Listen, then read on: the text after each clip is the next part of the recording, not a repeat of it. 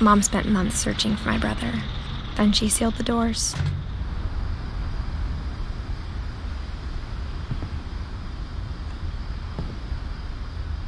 Whatever Milton had found in the house, Mom didn't want it getting out.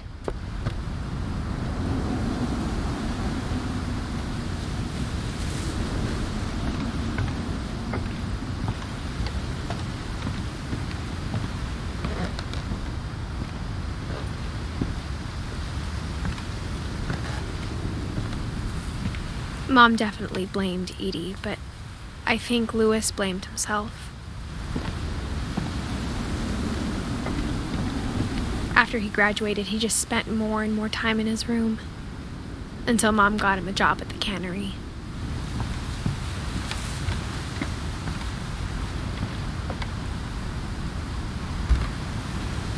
Everyone always told me to stay out of Louis's room, except Louis.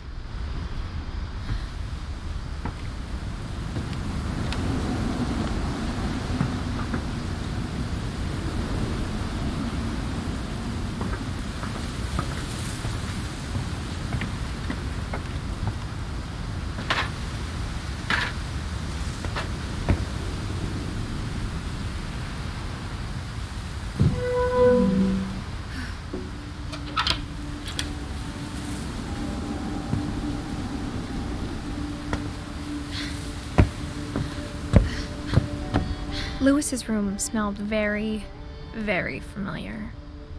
That part of him lived on.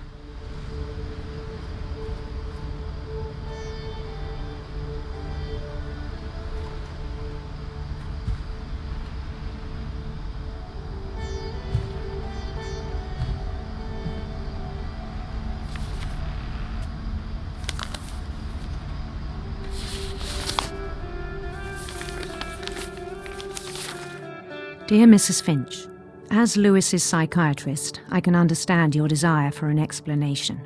As I see it, the trouble began in January, shortly after we convinced your son to seek treatment for substance abuse. Newly sober, I believe Louis first noticed the monotony of his daily life.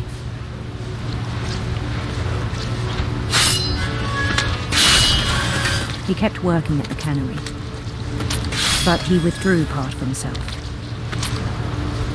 In our sessions, I saw the same behavior. His mind began to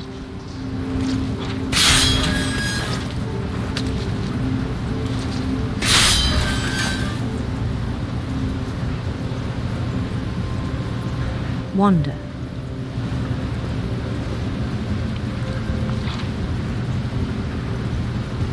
I asked him to describe it. He said he started small, imagining a labyrinth.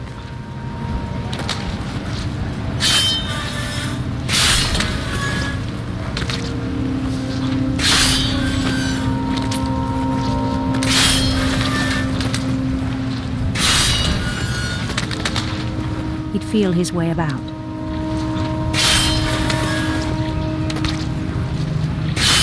Then something moved. Bats. And toads.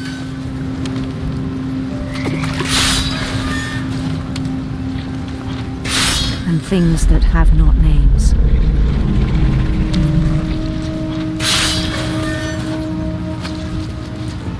He knew it was all in his head. But he took it very seriously. I had hoped he'd find himself.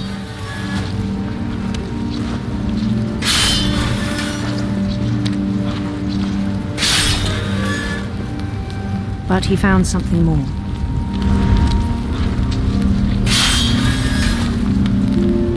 I worried about him then. Daydreaming at the cannery. I spoke with his boss.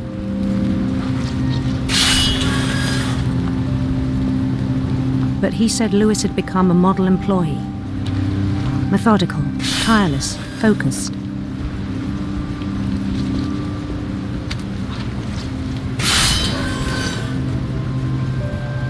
Like a whole new Louis.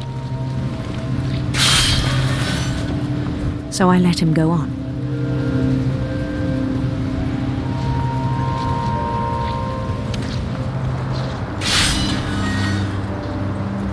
I even encouraged him.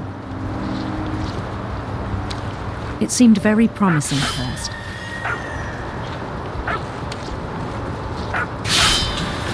He told me he'd made a new friend.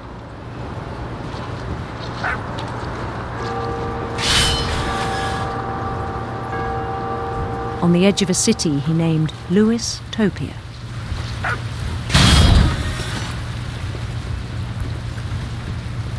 He built the city up slowly, brick by brick.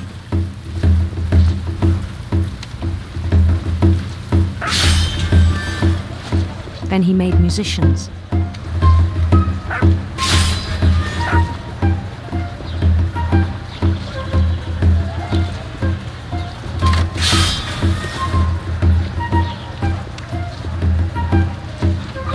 And songs for them to play.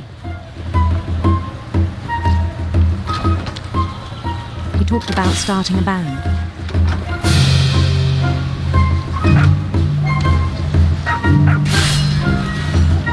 And he was always humming something. Every day his imagination grew stronger.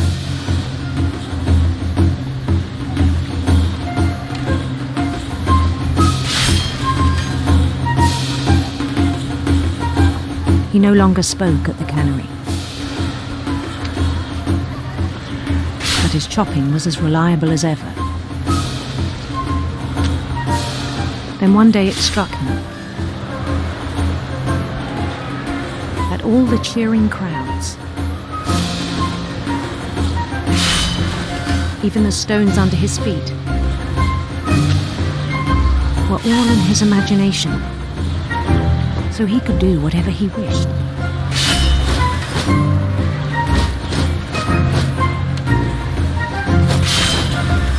He held an election for mayor. And he won.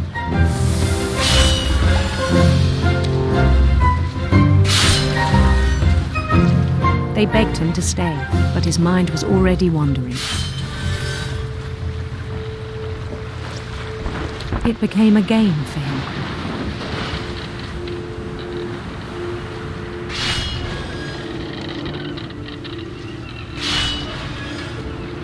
He'd conquer a city, then immediately push on. New Louisville.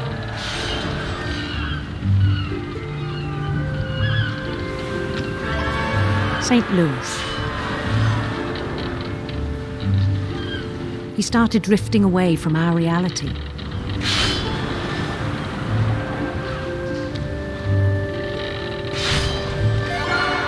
Minneapolis, until one day he forgot to go home from the cannery.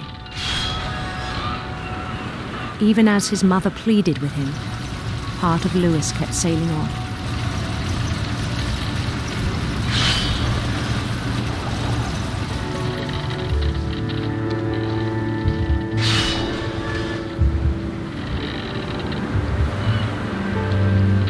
In Lewisburg, he heard rumors of a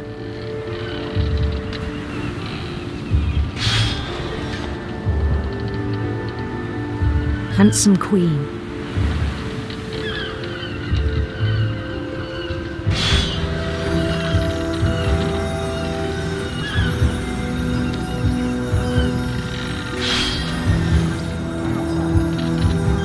The queen was on her own quest for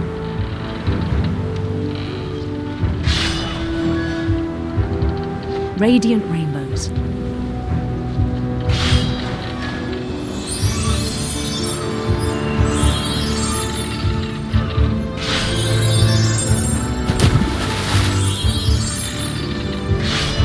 He followed the sound of her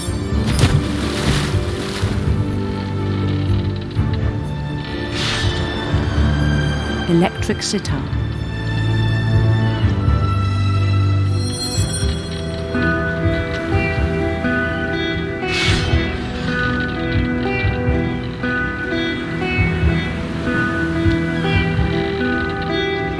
His chase led him to a golden palace east of the sun and west of the moon. Even then, his logic remained sound.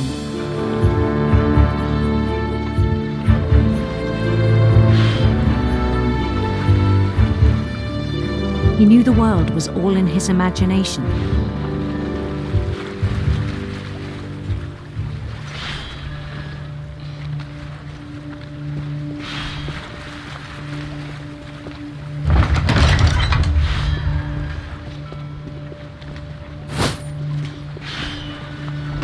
But he was so proud of having created it.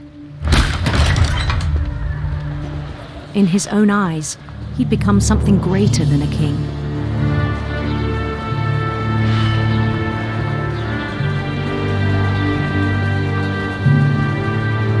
For someone who'd never known success in the real world, I think it was overwhelming. And then it struck him that the real Lewis was not the one chopping salmon, but the one climbing the steps of a golden palace.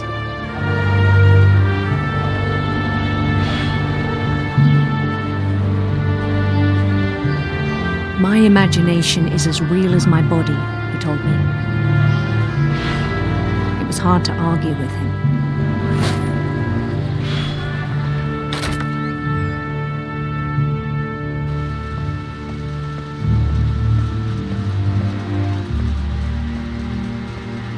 He began to forget the world we know.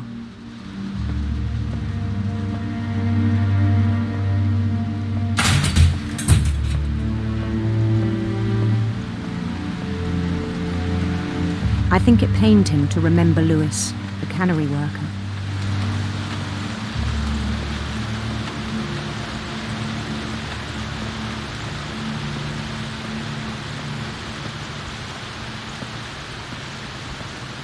He began to despise the man with a royal contempt.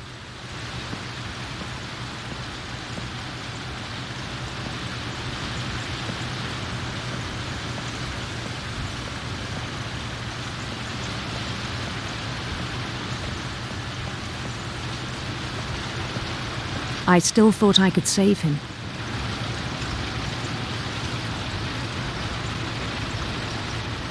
Even after he said he was being crowned king over all the lands of wonder.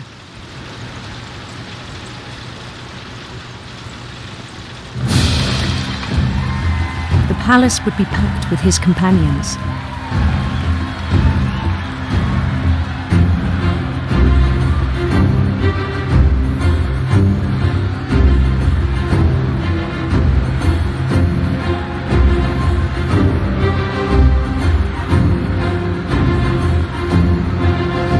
Including the wise Calico who'd insisted on advising him.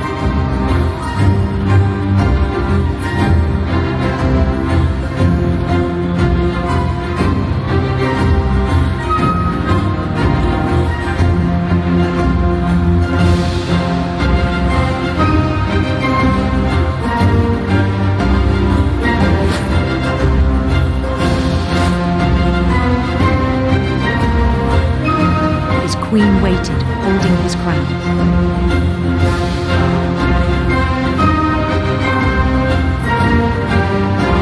There was only one thing left to do.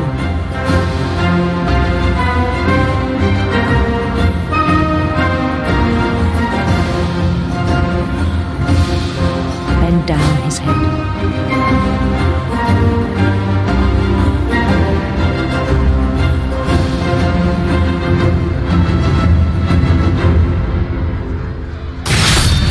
The rest I think you know.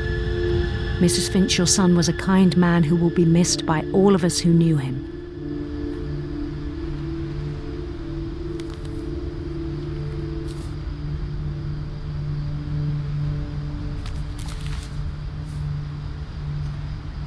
My brother was really cool. I wish you could have met him.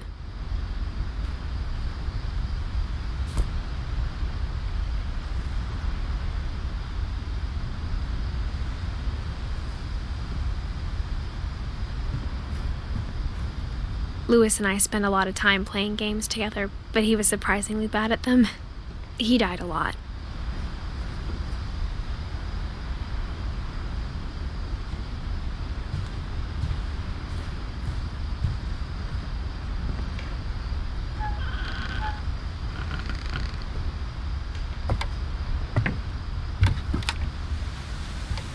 On the way back from Lewis's funeral, my mom told me to start packing. She waited until the day before we left to tell Edie. I'm not sure if she wanted to make it easier or harder.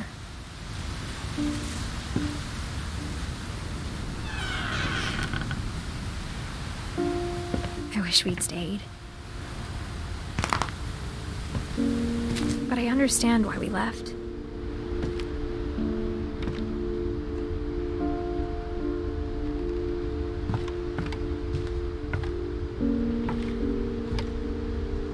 My mom ended up leaving everything behind. What happened that night had been coming for a long time. Maybe it should have come sooner.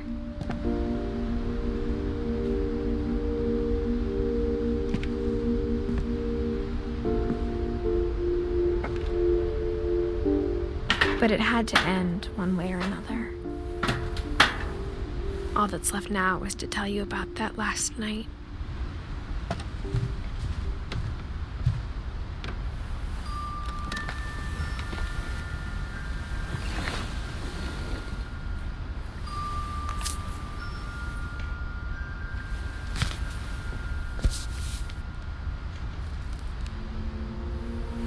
That whole last day, Edie just watched us pack and didn't say a word. Until supper, when she raised her glass and said, "To our final night together, and all our final nights apart." Grandma, you know what I said about alcohol.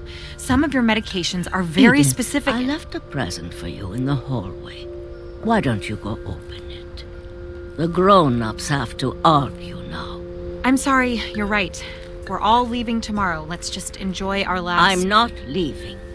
Edith, you're excused.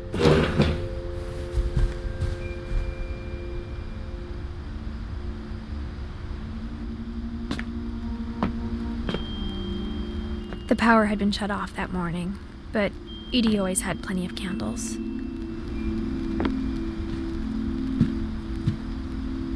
When my mom sealed the library, I don't think she knew about the other entrance. Or that Edie had a key to it.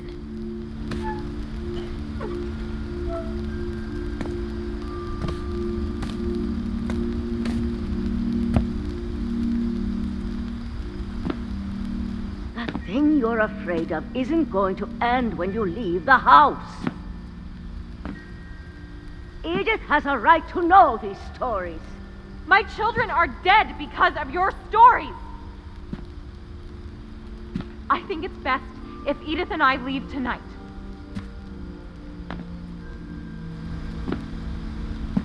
We'll have the nursing home send a van for you in the morning, okay?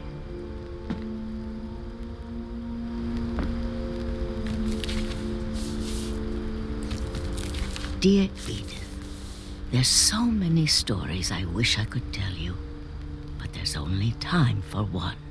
This is about what happened on the night you were born. That night, the tide went way, way out.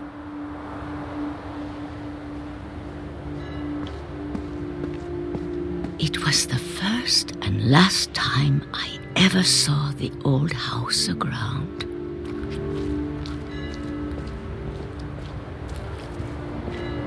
There'd been an earthquake out in the middle of the ocean.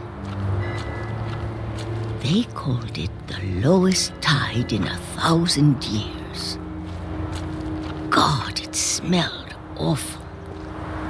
You know, I've seen that house every day of my life.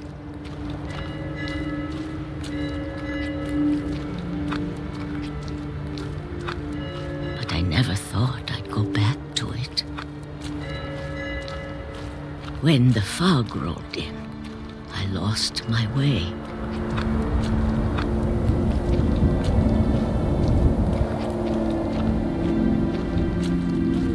I got turned around.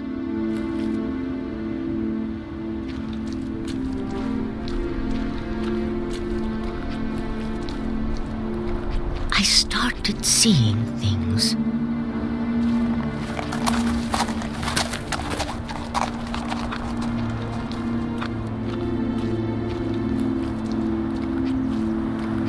things I'd forgotten had ever existed.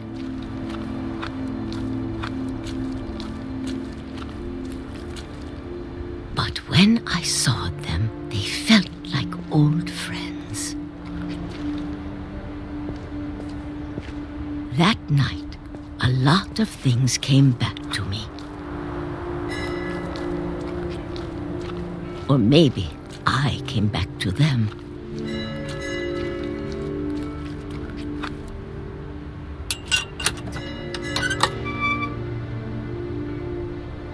Things I can't explain, but that I need you to try and... Edith, what are you doing in here? It's mine. Edith! Mom, you're gonna rip it! Let go! I kicked and screamed, but Mom dragged me to the car.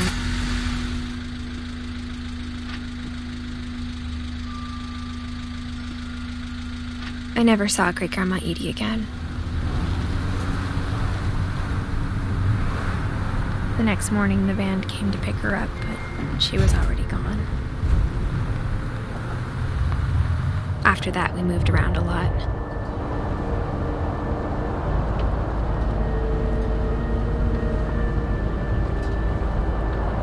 We both tried to make the best of it.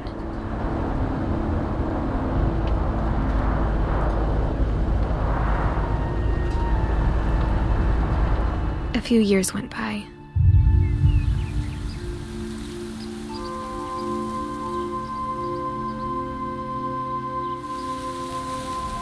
My mom didn't like to talk about it, but she started getting sick a lot. The rest happened pretty quickly.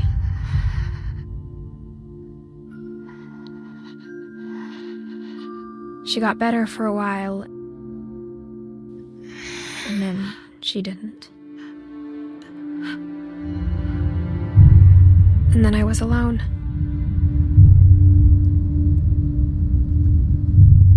The last Finch left alive.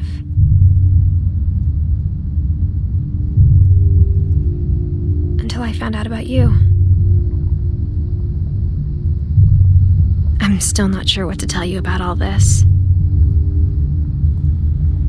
If we lived forever, maybe we'd have time to understand things. But as it is, I think the best we can do is try to open our eyes. And appreciate how strange and brief all of this is.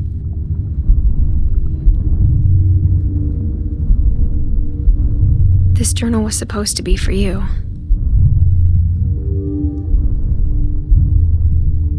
But now I hope you'll never see it. I just want to meet you and tell you all these stories myself. But I guess if you're reading this now, things didn't work out that way.